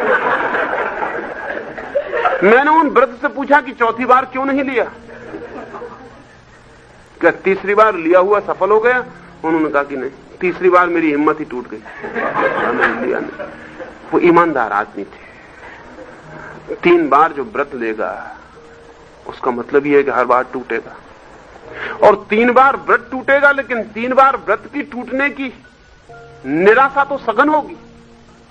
3 बार व्रत टूटेगा तो 3 बार की हताशा तो सघन होगी। 3 बार व्रत टूटेगा तो 3 बार के आत्मविश्वास के टूटने की स्थिति तो गहरी हो जाएगी। चौथी दफे हिम्मत न रह जाएगी व्रत लेने की। तो मैंने उनसे कहा कि जिस साधु ने आपको ये व्रत दिलवाया वो आपका दुश्मन था, आप समझे कि मित्र है। उसने आपकी हिम्मत ही तोड़ दी। अब 70 साल की हिम्मत में भी ब्रह्मचर्य लेने का व्रत, इसकी हिम्मत नहीं है आप में अब। पर कारण क्या है? पत्ते, एक पत्ता काटा 3 पैदा हो गए। ब्रह्मचर्य के व्रत लिए जाते हैं, ब्रह्मचर्य के व्रत नहीं होते। सिर्फ काम वासना की समझ होती है, काम वासना की जागरूकता होती है। काम वासना की जागरूकता ब्रह्मचर्य का फल बन जाती है। जब कोई आदमी अपनी काम वासना के प्रति जागता है, समझता है, खोजता है, जीता है, पहचानता है, तो अचानक पाता है कि वो किस खेल में लगा हुआ है। ये खेल भी उस पत्ते बिछाने से ज्यादा नहीं है। ये सब खेल पत्ते बिछाने का खेल चल रहा है। ये जब पूरी तरह होश से उसके भीतर प्राणों की गहराई में एक तीर की तरह ये बात पहुंच जाती, वो अचानक पाता है कि ब्रह्मचर्य फलित हो गया। ब्रह्मचर्य कोई व्रत नहीं है। ध्यान रहे, धर्म का व्रत से कोई भी संबंध नहीं है, और व्रती कभी धार्मिक नहीं होते, हो भी नहीं सकते। धार्मिक आदमी वो है जिसके जीवन में व्रत के फल लगते हैं, कॉन्सिक्वेंसेस की तरह, परिणाम की तरह। वो जितना जिंदगी को देखता है उतना ही पाता है कुछ चीजें बदलती जा रही हैं, कुछ चीजें बदलती जा रही हैं। एक आदमी के हाथ में कंकड़ पत्थर है, हम उससे चिल्ला रहे हैं कि छोड़ो ये कंकड़ पत्थर है, लेकिन उसको रंगीन हीरे दिखाई पड़ रहे हैं, और रंगीन पत्थर हैं, चमक है उनमें। वो आदमी समझता है हीरे, वो कैसे छोड़ दे। वो आदमी कहता है जिन्होंने छोड़ा उनको हम भगवान मानते, लेकिन हम साधारण आदमी, हम ना छोड़ सकेंगे। लेकिन ये आदमी हीरे की खदान पर पहुंच गया और हीरे सामने दिखाई पड़ने लगे। फिर इसको समझाना पड़ेगा कि कंकड़ पत्थर छोड़ दो।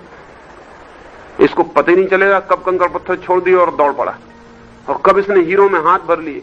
और इससे अगर बाद में आप पूछेंगे कि उन कंकड़ पत्थरों का क्या हुआ जो पहले तुम हाथ में लिए रहते थे, तो ये कहेगा अच्छी याद दिलाई, मैं भूल ही गया था कि उनका क्या हुआ। वो कहां गए मुझे पता नहीं, वो कब गिर गए मुझे पता नहीं है, क्योंकि जब हीरे दिखाई पड़ जाए तो हाथ तत्काल खाली करने पड़ते हैं। जीवन एक विधायक चढ़ाव है, एक निषेधात्मक उदार नहीं। जीवन एक पॉजिटिव अचीवमेंट है, एक नेगेटिव रिनंसिएशन नहीं। जीवन एक त्याग नहीं है, जीवन एक उपलब्धि है। और जितनी साक्षी चेतना गहरी होती है उतने परम आनंद के नए तल दिखाई पड़ने लगते हैं, उतने दुख के तल छूटने लगते हैं, उतना कचरा फेंकने लगता है, पत्थर फेंकने लगते हैं, हीरे हाथ में आने लगते हैं। तो जिन और बातों की तुमने प्रश्न पूछा है वो सारी बातें इन 2 घटनाओं के साथ चलेंगी। तुम्हारा दुख बोध तीव्र हो, तुम दुख बोध में तादात्म्य छोड़ो, तुम दुख बोध में शरीर के साथ एक ना रहो, और जीवन की समस्त क्रियाओं में, प्रक्रियाओं में तुम साक्षी बनो, भोक्ता ना रहो। एक छोटी सी घटना से मैं तुम्हें और समझाऊं। निरंतर मुझे प्रीति कर रही है, अभी अभी शायद जन्म तिथि गुजरी ईश्वरचंद्र विद्यासागर की। एक नाटक को देखने गए थे, चल रहा है नाटक और उसमें एक विलेन है। उस नाटक में एक आदमी है जो एक स्त्री को सताने के पीछे पड़ा हुआ है, वो सब तरह से उसे परेशान कर रहा है। अब ईश्वरचंद्र बड़े आदमी थे, बुद्धिमान आदमी थे, पहली कुर्सी पर उनको नंबर 1 की कुर्सी पर देखने के लिए निमंत्रित किया गया था, वो बैठ कर देख रहे थे। सज्जन आदमी, उनका संयम टूट गया, इतने क्रोध में आविष्ट हो गए कि वो ये भूल गए कि नाटक है। निकाला जूता पैर से, और आखिरी क्षण था, क्लाइमैक्स था उस नाटक का, कि आखिर एक घने जंगल में एक अंधेरी रात में वो नायक, वो अभिनेता, वो पात्र उस स्त्री को पकड़ लेता है। अंधेरी रात है, सन्नाटा है, कोई दूर आसपास नहीं। वो स्त्री चिल्लाती, लेकिन चिल्लाहट उसकी सन्नाटे में गूंजती है। बस ईश्वरचंद्र ने निकाला जूता, छलांग लगा के मंच पे चढ़ गए, लगे उसे मारने, उस अभिनेता को मारने लगे। अभिनेता ने जूता उनका हाथ में ले लिया, सिर से लगाया। अभिनेता ने जितनी समझ दिखलाई उतनी ईश्वरचंद्र नहीं दिखला पाए। और उसने लोगों से कहा कि इतना बड़ा पुरस्कार मुझे जीवन में कभी नहीं मिला। ईश्वरचंद्र जैसा बुद्धिमान आदमी नाटक को सत्य समझ ले तो अभिनेता की कुशलता नहीं तो और क्या है। तो उसने कहा इस जूते को मैं संभाल कर रखूंगा, विद्यासागर जी इसको वापस नहीं करता, ये मेरा सबसे बड़ा पुरस्कार है। ईश्वरचंद्र विद्यासागर जैसा आदमी नाटक को सच समझ ले तो हम जैसे साधारण आदमी जिसको हम सच कहते हैं उसको नाटक कैसे समझ पाएंगे। लेकिन अगर साक्षी होने के थोड़े प्रयोग करें तो समझ पाएंगे। वो नाटक दिखाई पड़ने लगेगा। और ये हो जाए तो मृत्यु में जागे हुए प्रवेश किया जा सकता है।